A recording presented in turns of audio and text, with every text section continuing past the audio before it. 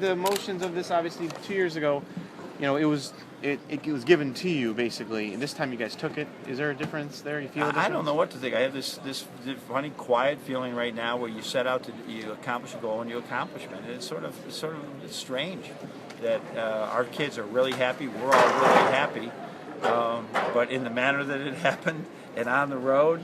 And it's something that I know I'm going to cherish from a long time. Right now, I'm trying to put it together how we could have played that well tonight. Did it finally hit you when they gave you the trophy right there outside the locker room? It hit me when we were up by 30 about 2 minutes ago, and I said, even I can't blow this lead. I think we're going to win it. And so that was it hit me more out of the court. And then, of course, having the trophy and the whole idea is great for us to have that all by itself, because this league, to win this Big Ten any year, but I think in particular this year, you had to have an uncommon team. And we're uncommon to be able to win these 7 road games. Also kind of uncommon that there seems to be like an odd level of almost nonchalance a little bit. Like you see the 4 guys up during the press conference, and it was very much just, this was our goal, and that's what they did. It is funny. It's a funny feeling right now, given how it was happening. I think it was a last-second game, or last year Jordan, we had that Trey had the layup, and then Jordan missed the tap, it wasn't that drama. And so I think it doesn't take anything away from it. It just changes the environment a little bit. But we're elated because it's such a big goal that everybody at the University of Michigan. I watch the swimming teams and win these championships, and it's just they keep winning them, and it's so important to try and win championships. John, you've been on Nick about trying to shoot a little bit more. What do you think about his performance tonight? That was pretty good. And I think Nick likes to do things the right way. If you watch his practice habits, it's all about perfection. And you're not always going to get open that much, and you got to shoot it anyhow.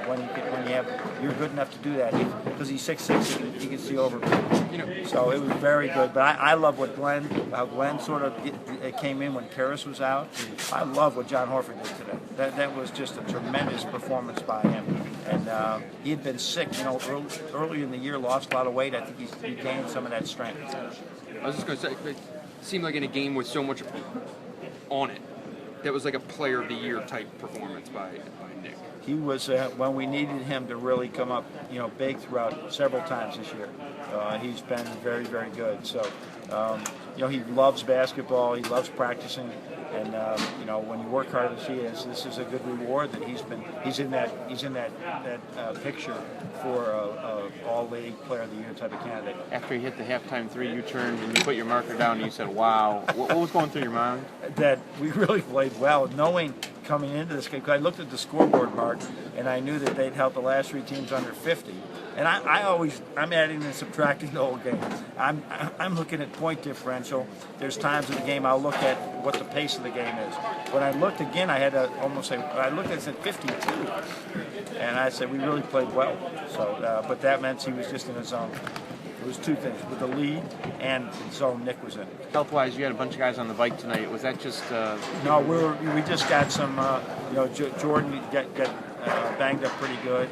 Max and Spike just have these little lingering things that we want them to be a little bit warmer when they go into a game. John, you talked about your offensive performance, but your defense performance is pretty strong as well. Second half is really good. I mean, really good. And, we forced them to 28% or something.